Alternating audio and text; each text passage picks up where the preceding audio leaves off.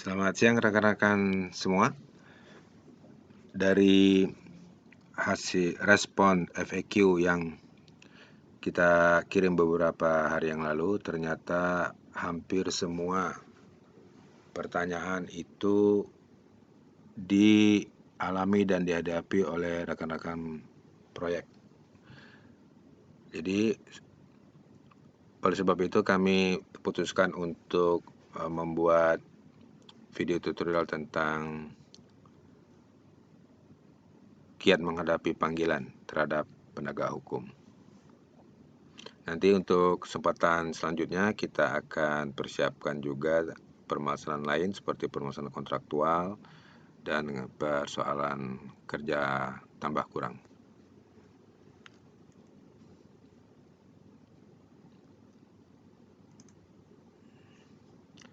Baik, untuk permasalahan hukum, kita ketahui ada 4 fase terhadap penanganan suatu tindak pidana, dimulai dari tahap penyelidikan, penyidikan, penuntutan, dan pemeriksaan di pengadilan atau persidangan. Kita masuk di penyelidikan. Di pasal 1 angka 5 KUHP jelas bisa dibaca. Jadi penyelidikan ini merupakan tahap awal ya untuk mengumpulkan keterangan, bukti-bukti terhadap dugaan suatu tindak pidana.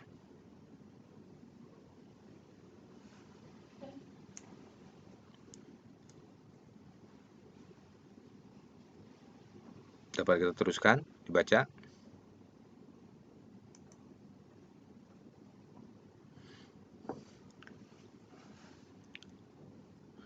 Terjadinya penyelidikan dikarenakan adanya informasi atau laporan diterima oleh penyelidik atau suatu peristiwa yang diduga merupakan suatu tindak pidana yang diketahui langsung oleh penyelidik. Kemudian adanya laporan polisi, bisa juga karena adanya pemeriksaan di tempat kejadian perkara, bisa juga karena hasil pengembangan dari pemeriksaan saksi atau tersangka terhadap suatu tindak pidana, sehingga mengarah ke pidana baru.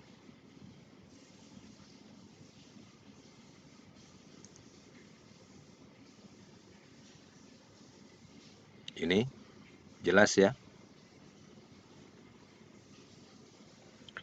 mengumpulkan bukti, keterangan, dokumen-dokumen, surat-surat.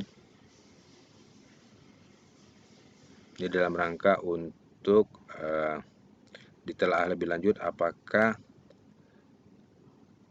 hasil penyelidikan ini nanti bisa ditingkatkan menjadi penyidikan guna untuk menentukan siapa tersangkanya. Ini biasanya nanti para penyelidik itu melakukan gelar perkara atau expose. Ini contoh surat panggilan. Dalam tahap penyidikan itu perihalnya itu hanya disebut undangan untuk klarifikasi. Nah, undangan klarifikasi ini sebenarnya tidak dikenal di KUHP kita ya. Jadi sebenarnya kita tidak wajib hadir. Tapi bagi rekan-rekan saya usulkan untuk arif untuk menyikapi jika kita menerima undangan klarifikasi, apakah kita harus hadir atau tidak. Karena khawatirnya begitu nanti tahap kasus dinaikkan menjadi tahap penyidikan, kita akan dipanggil lagi tuh, minimal sebagai saksi. Nah, di situ tuh nanti subjektivitas penyidik. Kalau dia kesel sama kita, dipanggil sebelumnya, diundang nggak pernah datang, bisa-bisa aja mereka berwenang memeriksa kita 1 kali 24 jam. Jadi walaupun tidak wajib ya untuk hadir dan memenuhi undangan ini, jika berkesempatan saya usulkan untuk tetap hadir lah. kita menunjukkan sikap kooperatif.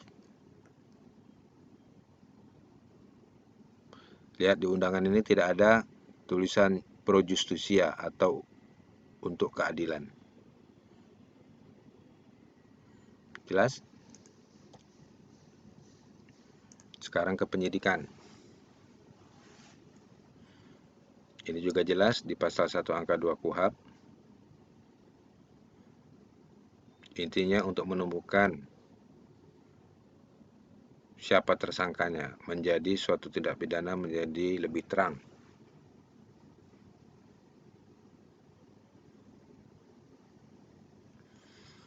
Jadi kewenangan penyelidik dan penyidik sebenarnya sama ya. Bisa menerima laporan, pengaduan, memeriksa, mengumpulkan, menyuruh berhenti.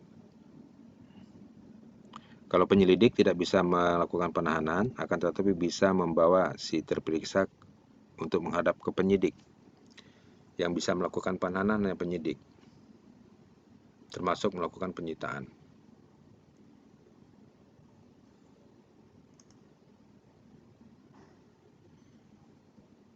Ini prosesnya.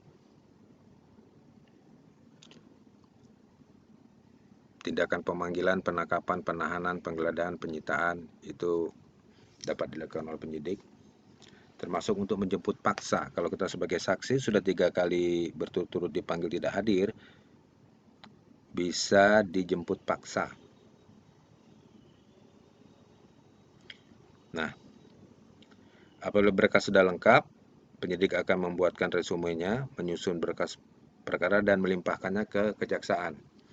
Nanti kejaksaan menerima pelimpahan berkas perkara, nanti ditelaah apakah sudah lengkap atau belum.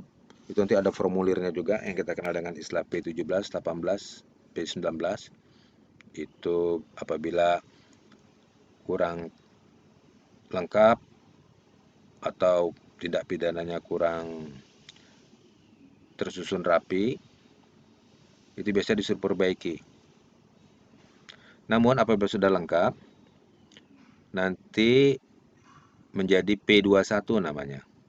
P21 artinya berkas sudah lengkap dan siap untuk didaftarkan di pengadilan negeri untuk selanjutnya sidang. Ini syarat sah pemanggilan oleh penyidik. Itu sudah diatur di pasal 112, 119 dan 227 KUHP. Syarat sahnya suatu panggilan itu jelas identitas yang dipanggil, persangkaannya apa, sebagai apa, terhadap dugaan apa yang dilakukan oleh siapa, termasuk identitas penyidiknya di situ jelas, datang menghadap siapa, waktu dan tempat. Semua sudah diatur. Jadi nggak serampangan surat panggilan ini ya.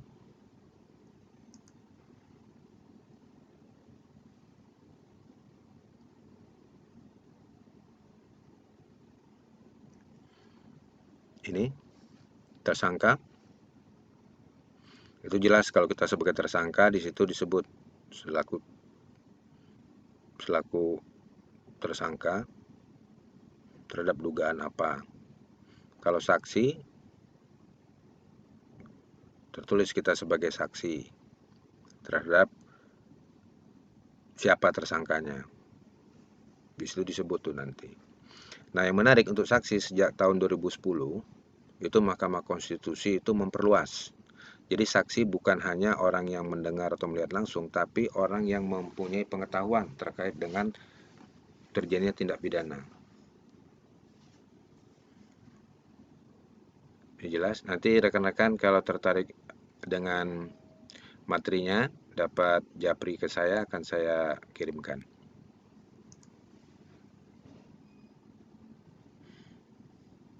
Ini saksi ya. Tadi kalau undangan memberi keterangan itu tidak wajib. Tapi kalau sebagai saksi wajib. Kalau kita tidak hadir setelah 3 kali dipanggil, itu ada ancaman pidananya ya. Paling lama 9 bulan ini. Untuk panggilan pertama kedua bisa kita mangkir dengan alasan yang jelas, tapi untuk panggilan ketiga udah nggak bisa lagi.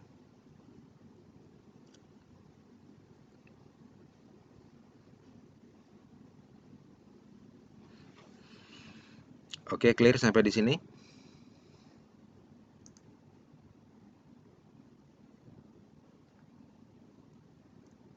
Ini ilustrasinya. Ini self-explanatory.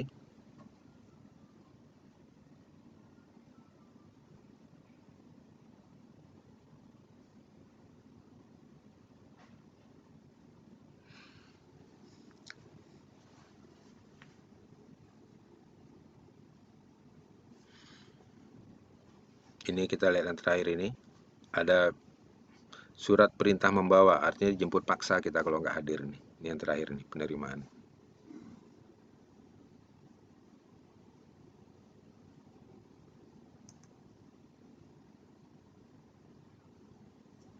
Nah, ini kalau sebagai tersangka, jelas nih, lihat di pojok kiri atas ada tulisan pro justisia.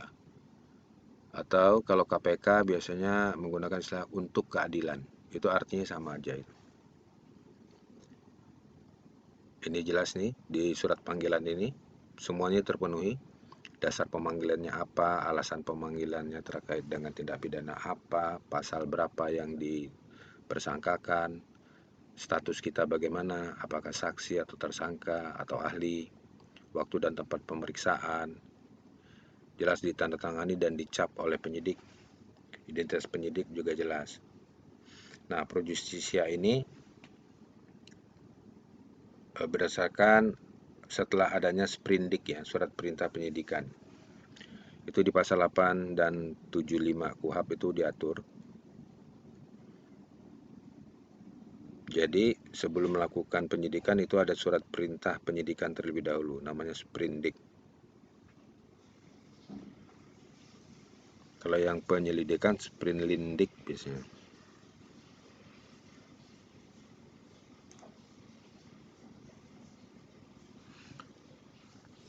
Saksi juga begitu, hampir sama. Cuman bedanya ini status kita tersangka apa saksi. Di kiri atas juga pro justisia atau untuk keadilan juga wajib tertera.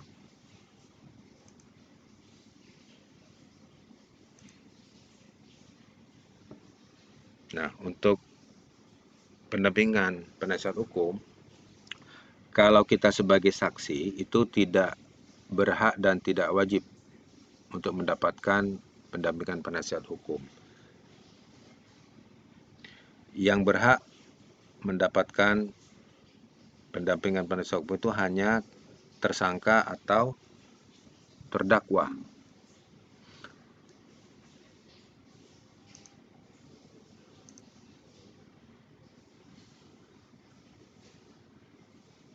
Nah, tapi hak ini, hak tersangka dan terdakwa ini menjadi wajib apabila ancaman hukuman yang dipersangkakan terhadap dirinya itu 15 tahun. Jadi kalau kita diancam dengan hukuman pidana 15 tahun kalau tidak mendapat pendampingan, itu tuntutan bisa gugur demi hukum.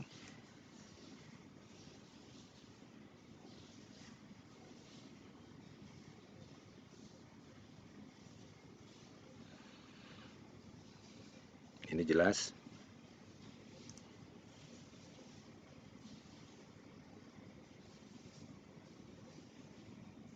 Jadi kalau rekan-rekan sebagai saksi, nanti tergantung ke penyidik apakah menerima kehadiran penasihat hukum atau tidak. Cuma nanti yang ditanya itu saksi ya. Jadi penasihat hukum itu sifatnya hanya pasif, dia hanya memeta dan mencatat eh, pemeriksaan yang sedang berlangsung guna untuk menyusun pembelaan nanti di tahap pemeriksaan di pengadilan.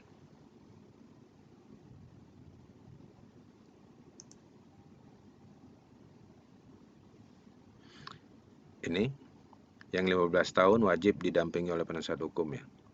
ancaman 15 tahun ke atas. Yang 5 tahun juga demikian.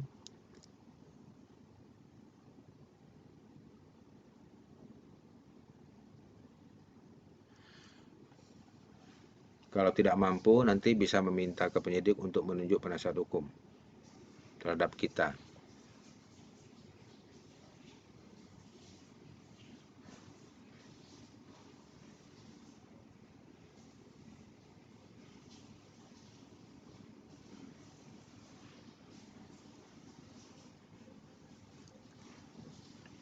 Jadi hanya tersangka atau terdakwa yang berhak dan wajib didampingi penasihat hukum.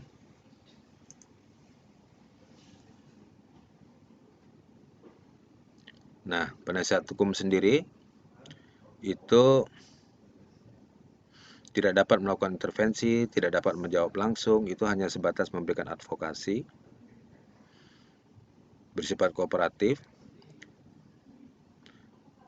dan yang perlu digarisbawahi bersifat pasif, hanya sebagai pengamat, dan tidak boleh langsung berbicara penyidik menyela, hanya bisa memberikan advokasi kepada orang yang didampinginya.